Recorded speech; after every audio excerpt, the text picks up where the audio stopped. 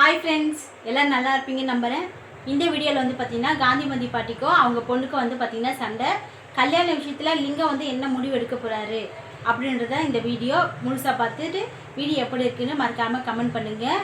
நிறைய பேர் வந்து பார்த்திங்கன்னா பழைய வீடியோ கேட்டுகிட்டே இருக்கீங்க. அதில் வந்து கொஞ்சம் ப்ராப்ளமாக இருக்குது. சரி பண்ணி போட 4-5 நாள் ஆகும். அது வரைக்கும் இந்த சேனலில் தான் வீடியோ வந்துட்டுருக்கோம். 7 மணிக்கு மறக்காமல் பாருங்கள்.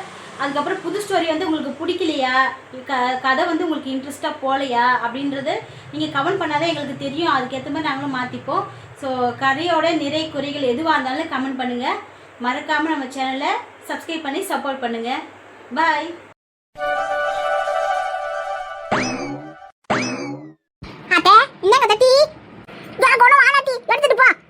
என்னத்து வேண்டான்னு சொல்லுதீங்க?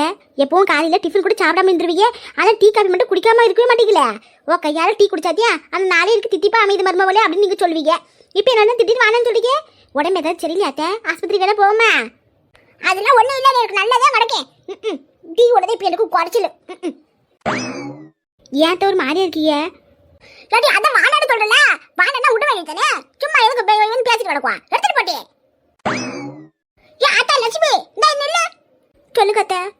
இங்க வராத்தா, நீ இந்த வீட்டுக்கு வந்தா மருமக கிடையாது, என் மகளாக்கும். இந்த வீட்டோட மகாலட்சுமி. ஏதோ என் மனசுல இருக்கிற வேதனையில உன் மனசு நோகிற மாதிரி பேசிக்கிட்டே மன்னிச்சுக்கூடாதா. ஐயோ என்னத்த நீங்களா போய் என்கிட்ட மன்னிப்பு கேட்டுட்டு அதெல்லாம் ஒன்றும் இல்லை, நான் பெருசு எதுவும் நினச்சிக்க மாட்டேன். தெரியாத்தா ஏதோ உன் குணம். சரி அதெல்லாம் உருட்டு விடு. இந்த அந்த டீயை கொண்டா. ஆமா என்ன பண்ண என் மகன்? ராத்திரி வேலைலாம் முடிச்சுட்டு வீட்டுக்கு வர லேட் ஆயிடுச்சுலாம். வர வயல சாப்பிட்டது இதை ஒத்துக்கல போல அந்த மனுஷனுக்கு. ராத்திரி புள்ள தூக்க மேலே பொண்ணு படுத்து கிடந்தாரு. நெஞ்சு கடிக்கிற மாதிரி இருக்குன்னு சொல்லிட்டு இருந்தாரு. அப்புறம் வெண்ணி வச்சு அதில் பெருங்காயத்தூளை போட்டு கொடுத்ததுக்கு அப்புறம் தான் குடிச்சுட்டு தூங்கினாரு. அதனால தான் லேட்டாக எந்திரிப்பாருன்னு நினைக்கேன். இன்னும் நல்லா தூங்கிட்டு இருக்காரத்த. இந்த இப்போதான் காப்பியை கொண்டு போய் கொடுத்து அப்புறம் எழுப்பணும். சரி சரி போய் வேலையை பாரு போ. சரி கத்த. புத்தம் புது காலை பொன்னிற வேலை நான் பார்க்கவே தினம் தென்றல் வீசும் என் வாழ்க்கையில் மலர் தூவும் நின்னாலும் என்னாலுமே. அரே கிறுக்கு பைப்புல இப்போ எதுக்கு நான் காலங்கத்துல எகிரி குச்சிட்டு வந்து கிடக்க? எங்கயாவது கீழே வந்து கை கால் வாரிட்டு வர போறேன். முழுங்க நடந்து வாழ பட்டி பைப்புல. Hi darling, how are you? ஏலே கொழுப்படுத்த கழுத, உனக்கு எப்படி தைரியம் இருந்தா என்னைய பார்த்தா அவையு குபையுன்னு ஏதாவது அசிங்கமான வார்த்தையா சொல்லுவா? அப்படியே மூஞ்சி வரல பேத்துறோம் பாரு. ஐயோ ஆச்சி டார்லிங், அப்படிலாம் அவசரப்படாது பத்துக்க. நான் உன்னைய அவ்வாரியும் கேட்டேன். இங்கிலீஷ்ல அப்படின்னா எப்படி இருக்குன்னு அர்த்தம் பத்துக்கா. இதுக்கு தான் சொல்றது. 4 எழுத்து ஏபிசிடி படிக்கணும்னு. இப்படி எதுவுமே படிக்காம மக்கு சாம்பிரானே இருந்துவிட்டு இப்படி என்னைய மாதிரி ஒரு படிப்பாளிய பக்கத்துல வச்சுட்டு உனக்கு தான் கஷ்டம். போதும்டா, இந்த இளவு இங்கிலீஷ்லாம் என்கிட்ட பேசாத. என்னமோ நீ எம்பி படிச்ச மாதிரியா நான் 2ஆம் வகுப்பே தாண்டாத மாதிரிலாம் வச்சிருவா. சரி விடு டார்லிங், இதுக்கெல்லாம் எதுக்கு கோபப்பட்டுக்கிட்டு? காலையில எதுக்கு இப்படி எரிஞ்சு விழுதே? நான் என்னத்த சொல்ல, வெத்தலை பாக்க போட்டு வாயில மெல்ல. நான் எதுக்கு இப்படி மூஞ்சி தூக்கி வச்சுட்டு கிடக்கனே? உன்ட தோஸ்து உன்ட்ட சொல்லலையாக்கா? அழிங்க போய் என்ன அதிசயமா கிடக்கு. எப்பவும் என்ற ராசான்னு சொல்லிட்டு கிடப்ப. இப்ப என்ன ஒன்றரை தோஸ்துன்னு சொல்லுதே. இதுல ஏதோ இடிக்குதே. என்ன விஷயம் டார்லிங் சொல்லு தெரியல. எல்லாம் உன் அண்ணங்கார கல்யாண விஷயம் வந்தியா? அவன் அத்தை மகளை தான் கட்டிக்க வேணும். அடிச்சு சொன்னா தானே அடுத்து அடுத்து நாங்க ஆக வேண்டிய வேலையை பார்க்க முடியும். எதுவுமே கிளம்ப அமைதியா இருந்தா என்ன அர்த்தம்? அவன் அப்பங்காரன அமைதியா கிடக்கான். இதால என் மாமா வந்து என்கிட்ட சண்டை போட்டுக்கிட்டு பேசாம கிடக்க பத்திக்க. இவங்களுக்கு நடுவுல மாட்டிக்கிட்டு என் மகளோட பேசாம கிடக்க. அடேங்க அப்பா, உன் மகளோட எம்பிட்டு நாளா பேசாம கிடக்க? ஒரு நாள் நேத்து மத்தியானம் என் மாமா வீட்டுக்கு வந்துட்டு சாப்பிட கூட வரல பத்திய. அழுதுகிட்ட வீட்டுக்கு கிளம்பி போயிட்டா. மனசே ஆற மாட்டேங்குது. இவங்கிட்ட தகவலை சொல்லலான்னு பார்த்தா எங்கடாவது பேசினா தானே வேலை முடிச்சு வந்துட்டு ரூமுக்குள்ள போய் பூந்த வந்தியா. இன்னும் வரல பத்திய. அப்போ ஒரு நாள் சொல்லக்கூடாது, அரை நாள் சொல்லணும். உன் மகளோட பேசாத இந்த அரை நாளே நீ இப்படி உட்காந்து அழுதுட்டு கிடக்க. இது உனக்கே ஓவல இல்ல? தந்த பாட்டா ஏற்கனவே சின்னவ கூட பேசுறதுல பாக்கிறது கிடையாது.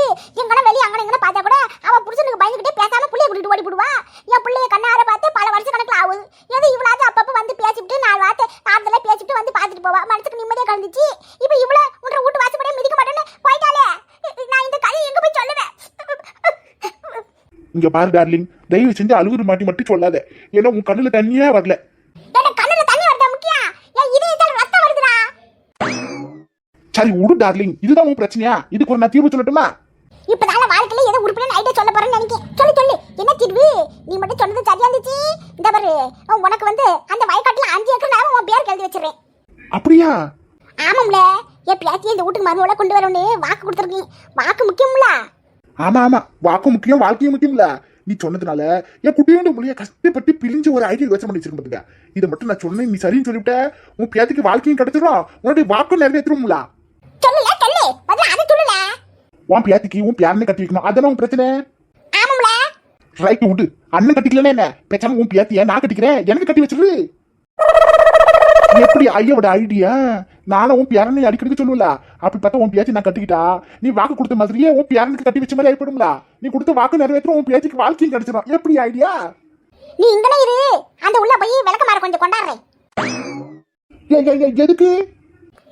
உன் உடம்புல பிச்சு பிளான் பாக்கத்தியா? தான் இங்க பாரு டார்லிங், என்ன மாதிரி ஒரு நாள் சொன்னேன், உன்னை என் நெசமாரி என் பேரனை தான் பாக்குறேன், என் பேரன் மாதிரி நீயும் ஒரு பேச்சுக்கு சொல்ல, உண்மையில நீ என் பேரனை தான் நான் நினைக்கேன் அப்படின்னு சொன்னேன். இன்னைக்கு உன் பேச்சு எனக்கு கட்டி வேணும் சொன்னா மட்டும் கச்சுக்கு வாக்கும். அப்ப சும்மா தானே சொன்னேன், பேருக்கு தான் சும்மா பேரன்னு சொல்லியிருப்பேன், மத்தபடி நான் ஒன்னும் உனக்கு பேரும் இல்லை. அப்படித்தானே?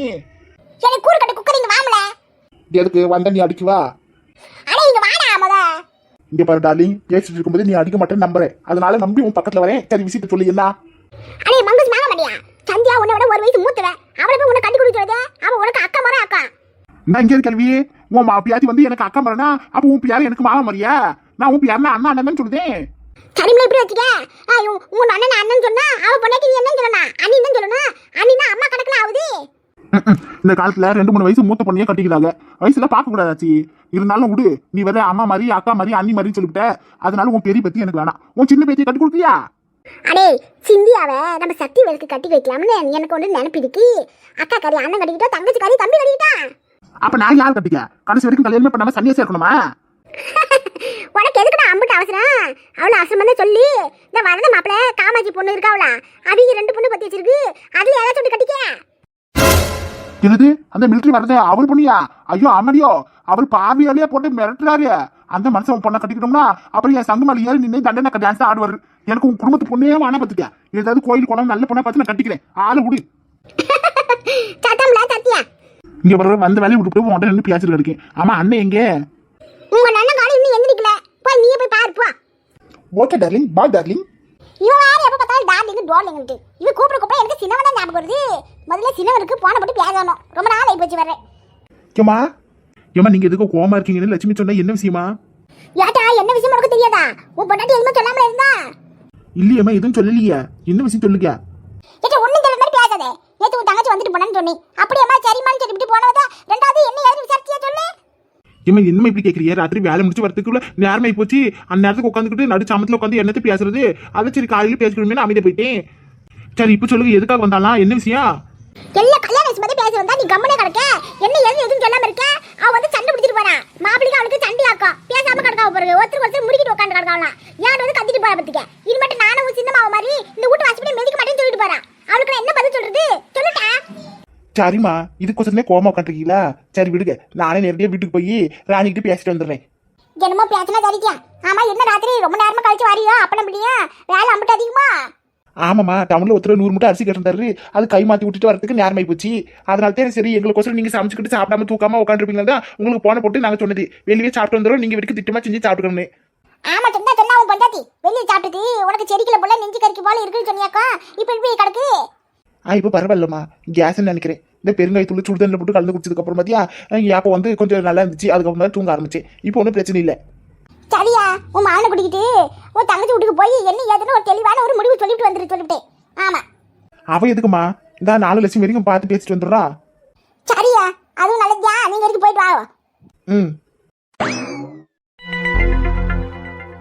இந்த மனசுல என்ன நினைக்கிறான்னு தெரிய மாட்டேங்குது. நேத்துக்கு அண்ணன் வீட்டுக்கு போறான்னு சொல்லிட்டு போனேன், அடுத்து என்னாச்சு ஏதாச்சும் ஒரு வார்த்தையாவது கேட்டாரு பாரு.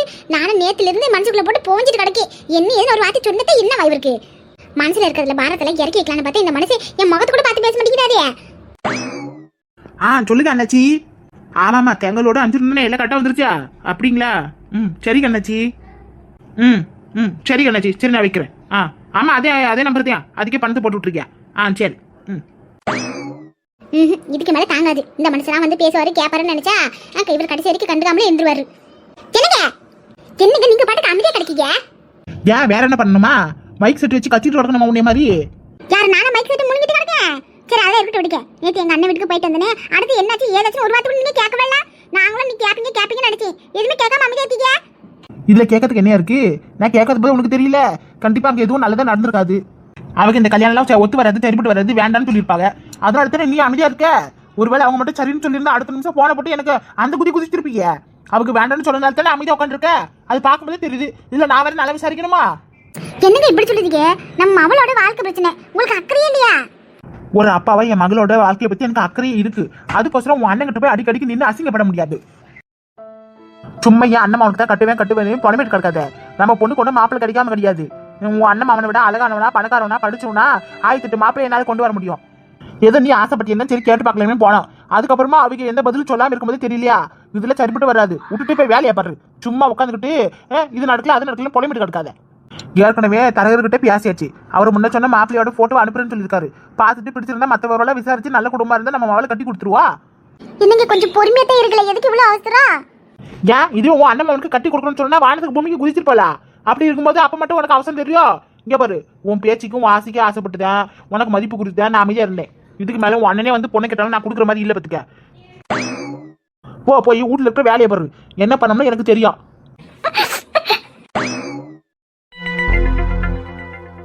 வணக்கம். இன்றைய முக்கிய செய்திகள் வாசிப்பது உங்கள் சிந்தியா. சந்தியாவின் திருமண வாழ்க்கையில் மீண்டும் ஒரு குழப்பம் திருப்பம். சந்தியாவுக்கு மணவாளனாக வரப்போது தன் சொந்த மாம மகனா இல்ல அடுத்த வீட்டு மகனா தெரியாத நிலையில் உள்ள மீண்டும் குழப்பம். இதனால் திருவென்று முழிக்கும் குடும்பம். சந்தியாவின் மாப்பிள்ளையாக தன் மாமன் மகன் வருவானா இல்லது மற்றொரு வீட்டு மகன் வருவானா என்பது யார் என்று தெரிந்து கொள்வதற்காக தொடர்ந்து நம்ம சின்ன தமிழ் ஃபேமிலி ஸ்டோரியை பாருங்கள். இத்துடன் செய்தி நிறைவடைகிறது. நன்றி, வணக்கம். அன்புடன் உங்கள் சிந்தியா.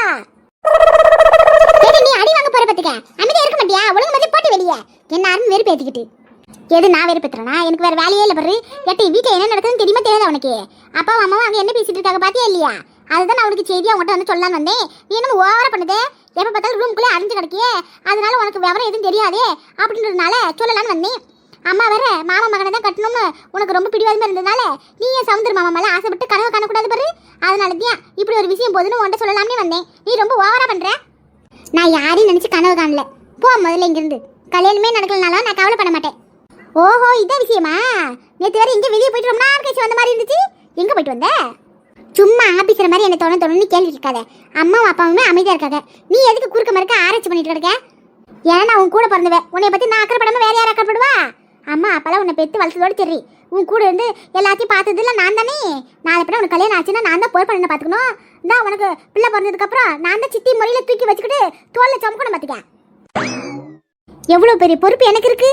அப்படி இருக்கும்போது நான் தான் உன்னை பொறுப்பா பார்த்துக்கணும். சொல்லு, என்ன விஷயம்? நீ எதுவுமே கண்டுக்காம அமைதியா இருக்க.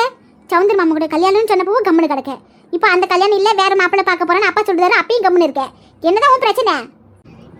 என்ன பிரச்சனை சொன்னா தீர்த்து வச்சிருவியா? நான் சொந்தத்தில் கல்யாணம் கொடுக்க போறது சொல்லும் போதும் உனக்கு விருப்பமானு கேட்கல. வெளியிருந்து மாப்பிள்ளை எடுக்க போறேன்னு சொன்னப்போ உனக்கு விருப்பமானு கேட்கல. ஆரம்பத்தில் என் விருப்பப்படி எதுவும் நடக்கல. அடேங்கப்பா, கேட்கல என் விருப்பப்படி நடக்கல. என்ன பண்ணிச்சு? எட்டி வெறுப்பேத்தது கட்டுறாரு. என்ன அமைதி இருக்கு விடு. போ, என் ரூம் விட்டு வெளியே போ முதல்ல. ரொம்ப ஓவரா பண்ற. எல்லாரும் ரூம்குள்ள இருந்தா நான் அடைஞ்சு கிடக்க. என்னமோ நான் வந்து உன்னை 24 மணி நேரமும் உனக்கு தொல்லை பண்ற மாதிரி பேசுறேன். சரிதான், போ. நான் மாப்பிள்ளை போட்ட பார்த்து பிடிச்சிருக்கா பிடிக்கலையான்னு வாக்கியாவது சொல்வியா இல்லை வாய் முடிட்டு அமைதியா இருப்பியா? என்னமோ வாழ்க்கை பிரச்சனை ஞாபகம் வச்சுக்க. வாழை திறந்து பேசினா தான் நம்ம வாழ்க்கை நல்லபடியா அமையும். வாயை முடிட்டு இருந்தா ஒன்றும் விளங்காது. கடுப்பை தான் முதல்ல போடி இங்கிருந்து. சரிதான், போ. முதல்ல அப்பா அம்மா பேசும்போது இப்படி ஒட்டு கேட்டு நிற்கிறியே, அது முதல்ல நிறுத்து. எது நான் ஒட்டு கேட்கறேன்னா? அவங்க 2 பேரும் பேசுறது உனக்கு கேட்கவே இல்லை பாரு. அவ்வளோ கத்தி தானே பேசிட்டு கிடக்காக. என்னமோ நான் ஒட்டு கேட்டேன்னு சொல்லுதே. வாண்ட வந்து பேசின பற்றி என்ன சொல்லணும்? இவ்வளோ முதல்ல ஹாஸ்டலுக்கு கிளப்பி விடணும். அப்போதான் நிம்மதியாக இருக்க முடியும். எப்போ பார்த்தாலும் நையன்னு பேசிக்கிட்டு சே, நானே 1008 டென்ஷனில் கிடக்கேன். இவ வேற கடுப்பேற்றிக்கிட்டு. என்ன ஃபோன் வரும் மெசேஜ் வரும்னு பார்த்தா வரவே இல்லை. டெய்லி ஏதாச்சும் ஒரு மெசேஜாச்சும் வந்துடும். இந்நேரத்துலேருந்து ஒரு மெசேஜும் வரல. சே, கடுப்பாக இருக்கு. ஒருவேளை நான் பேசுனதுல கோமோ, அதனால தான் மெசேஜ் பண்ணலையோ? அட கடவுளே, மெசேஜ் பண்ணாலும் இன்ச்சியாக இருக்குது, பண்ணலனாலும் இன்ச்சியாக இருக்குது. நான் எந்த நிலைமையில இருக்கிறது எனக்கே புரியலையே.